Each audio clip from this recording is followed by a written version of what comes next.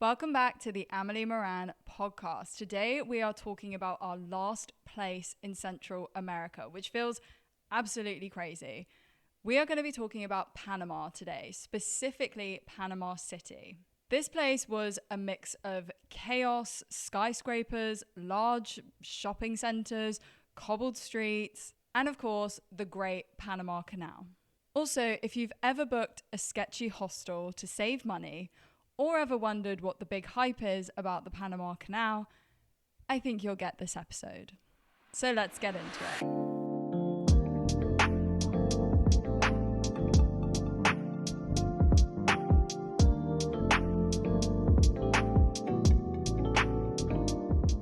Let's dive into the dodgiest accommodation I think we stayed in on our entire trip.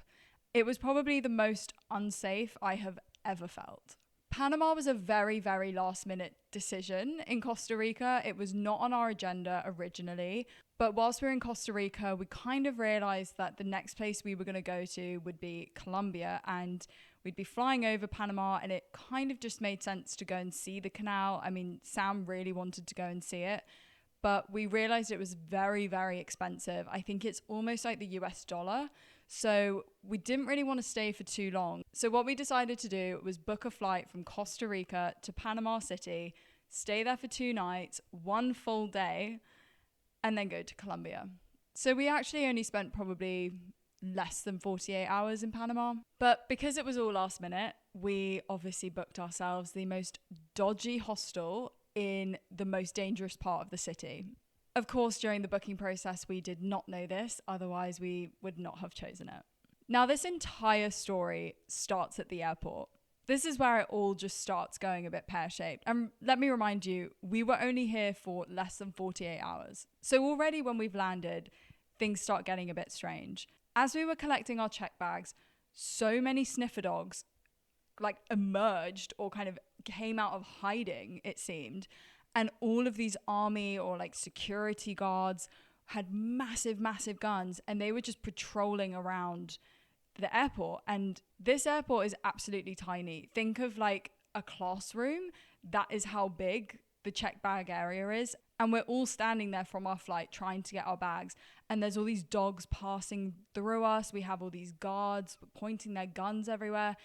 It was absolutely terrifying. And I have been in airports where they have guns. I have seen security guards and policemen and all of that carrying guns. But that was not even the frightening part. For me, it was the sniffer dogs and how aggressive they were. Also, in Latin America, when you're crossing borders, they have really strange laws about what you can and can't bring into each country. Some countries you can't bring fresh fruit and veg across the border. Some you can't bring certain soil on your shoes. It's very, very pedantic and it's very, very confusing at times. So suddenly I'm thinking, fuck, what have I got in my bag that I'm not allowed? I don't really want to get arrested. I don't want to get in trouble. It doesn't really look like the nicest place to get in trouble. But I got my bag and we were all good and we got out of the airport and we now had to wait for a taxi. This taxi process was insane. There were barely any taxis, any Ubers, anything that were coming to the airport. Nobody could get a cab, nothing. And everybody was quite stressed out waiting at the airport because we did land in the evening. It's starting to get dark. You don't really want to be walking around. You are in the middle of absolute nowhere. We were so desperate to get a taxi that we were bribing cab drivers. We didn't really have any cash on us, so we were really trying to bribe with what we had.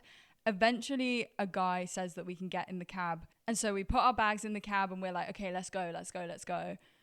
And suddenly, this random guy gets into our cab and sits in the front seat. And I'm thinking, this feels dodgy as fuck. I don't like this. What the hell is going on? And he doesn't say anything. He doesn't turn around and say hola. He doesn't say hi. He doesn't say anything. He just gets in, faces forward, and just stays silent. And we're like, what? Who are you? What is going on? But we can't really say anything because we need the cab driver to take us away. So it was a very awkward, felt very unsafe situation. But we are sitting in this cab, and then halfway through the journey, this guy gets out of the car. He actually ended up being okay. We realized that he could speak a tiny bit of English, so we ended up sort of having a chat with him, but it's just a bit awkward. You just don't know this person and they're just in your cab, and yeah, it was very odd. We then carried on to our hostel, and the only way I can describe how bad or dangerous or unsafe the neighborhood was that we were staying in, it can only be described in the way that our cab driver pulled up to our hostel and said, "Don't get out yet." I'm thinking, are we getting kidnapped? Like, what is going on? This has been such a strange experience, and we've only been in this country for like 2 hours. What is going on? And he says, "Don't get out. This is a very, very dodgy part of Panama City. This is not safe for tourists at all. When you get out of the car, get your bags quickly. Go straight into your hostel. Don't speak to anyone. Don't come out of your hostel at night. Don't even walk around in the day. And if you're ever leaving your hostel, make sure you have a cab booked." What the fuck? Then as we're doing what we're told, we get out of the car, we're getting our bags, we're trying to move quickly. He taps on the window from inside the car. He passes us a handwritten note of his name and his phone number and says, "If you get into any trouble, give me a call." I am genuinely terrified at this point. I'm thinking, can we go back to the airport? Like, I don't want to be here. This was so terrifying. And the thing is as well, I might sound like I'm being dramatic, but you could see it in the streets. We were in a very, very poor area. There were a lot of people on things around us, a lot of quite drunk people too. And it didn't feel safe at all. Whether you're a foreigner or not, or a tourist or not, or whatever, I don't think it would have felt safe either way. Also, we weren't close to any restaurants, corner shops, like anything. We were literally in the middle of what felt like nowhere. We'd been told not to walk around our neighborhood at any time, so we didn't really explore around where we were. I think we were quite grateful that we'd only booked 2 nights to stay there. And look, at the end, it actually just wasn't that bad. It was fine. When we got into our hostel, the people running the hostel were so, so lovely. Our room didn't have any windows, which I did think was a bit strange. I think it just sort of added to the creepy vibe, but it was fine. We were completely looked after. It was all good. And we actually ended up meeting this woman who was from New York, and she was visiting, and she gave us a really good tip, which was, because we obviously couldn't go out and get any food, we weren't around any restaurants, nothing. She gave us the app that Latin Americans use for kind of like a Deliveroo, Uber Eats type of thing. If you want it whilst you're out there, it's called Pedidos Ya. It's so good. It's literally Deliveroo, but just the Latin American version. And we ended up just staying in our room the night we arrived and just tried to relax because we were quite stressed, quite worried. I think also when you're in an area like that, you can't tell if even your accommodation is safe. Even though all the people were so lovely and they didn't give us any reason to be worried, you do just kind of second guess things, and like, you don't know if someone could come in the night, and you don't know if someone is gonna come into the hostel during the night and maybe cause some like chaos. Like, you just didn't know. I really can't fault them for it, to be honest. It was a fine room. Like, it had a bed and a bathroom. That's kind of all we needed for our stay. And yeah, I wouldn't recommend staying there in that neighborhood, but kudos to the people running the hostel. They were really lovely.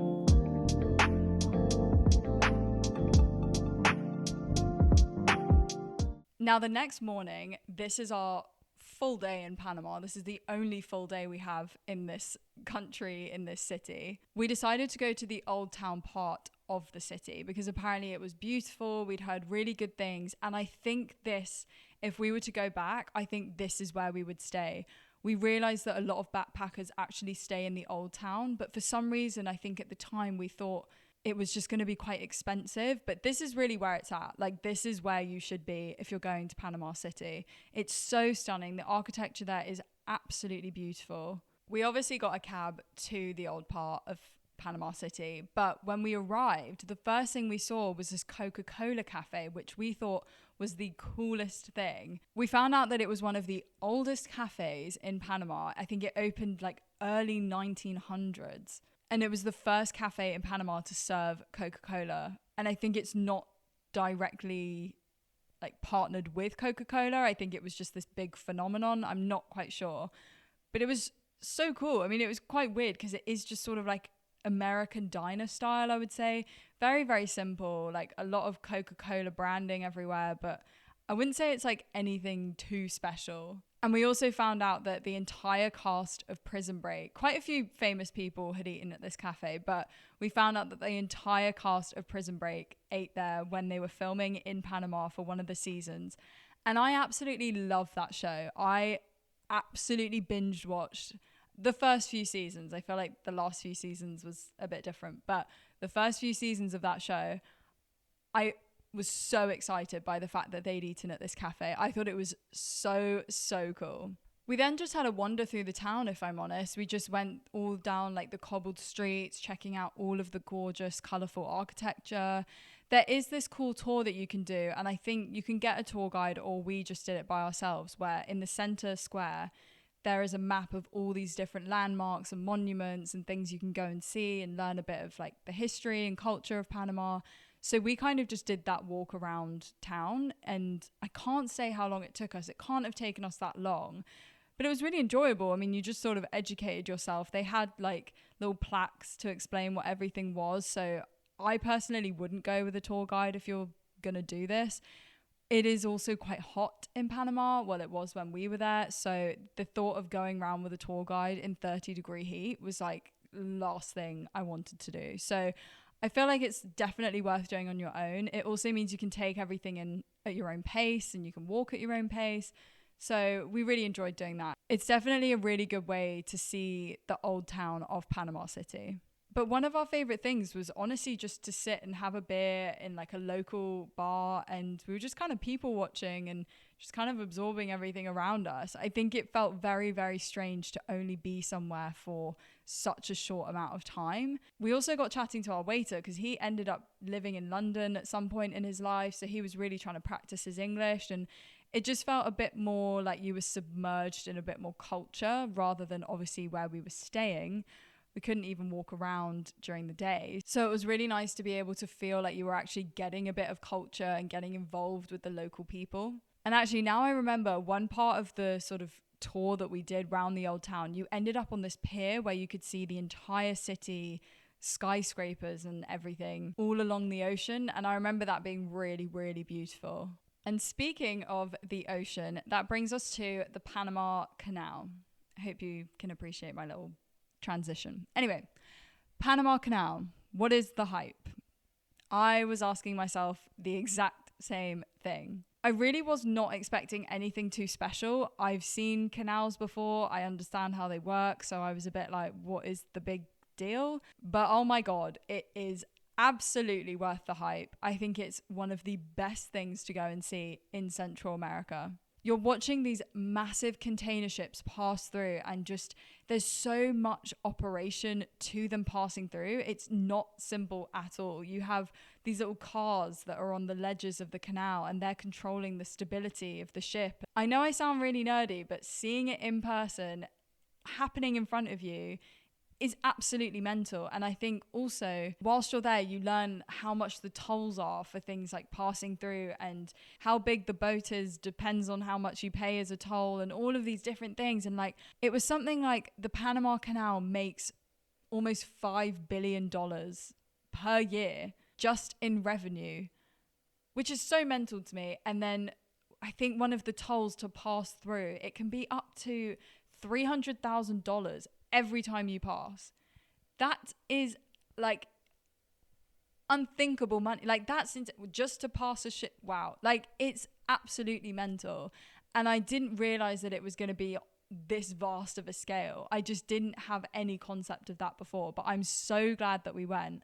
You also can go, it's definitely worth it, but you can go to the IMAX cinema, which they have at the Panama Canal, and they play you this film. I think it cost us about $17 each to go and watch it. And they play you this film and they explain all of the Panama Canal's kind of foundations, why it was being made, how they did it, the problems that it caused, the problems that it solved. Like, it was just absolutely amazing. It's also narrated by Morgan Freeman. So absolute bonus. You know it's going to be good. Coming from somebody who just was not expecting to be that sort of impressed by the canal, I was so grateful that we went. I was really, really happy.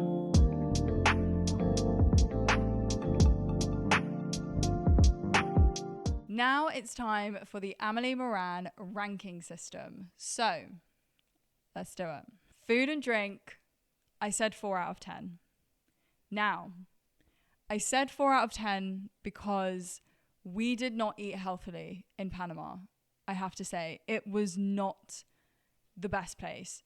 We went to the biggest shopping center in Central America. It's in Panama City. I really wanted to go, not to even buy anything, but just to say that we'd been. I thought, how big could it actually be? It's massive. Anyway, we went to the food court there.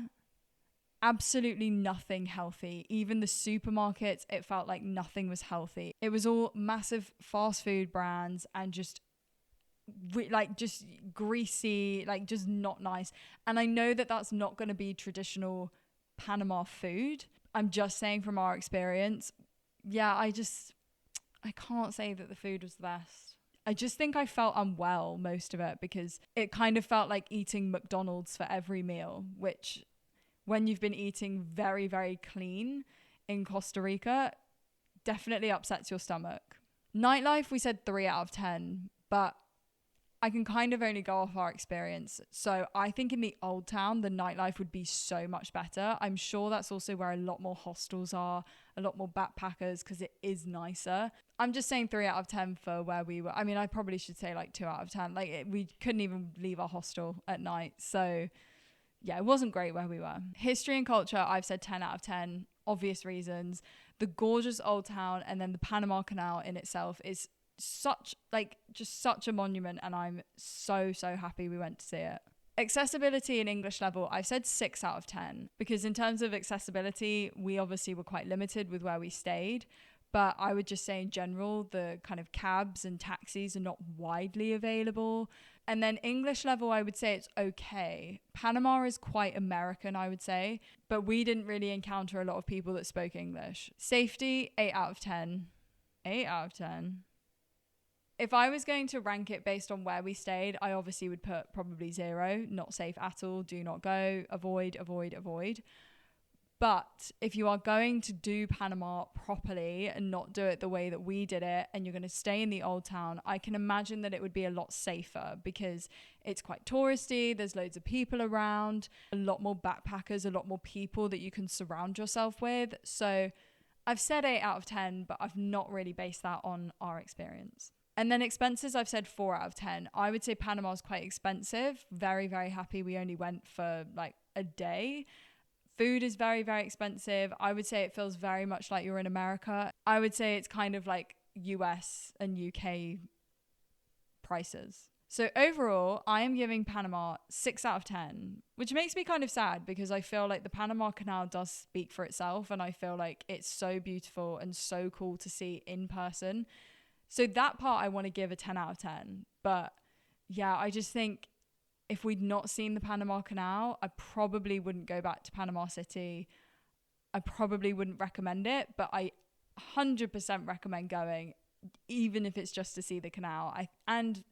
Even if it's just to see the canal and the old town, I think it's so beautiful. And to wrap this up, Panama City is absolutely chaotic. It's also very, very charming and full of surprises. If you ever have the chance to go, it's incredible. But that is it from me. I have a very exciting episode coming out next week, which I can't wait for you all to see. So make sure to subscribe and like this episode, and I will see you next week. Bye.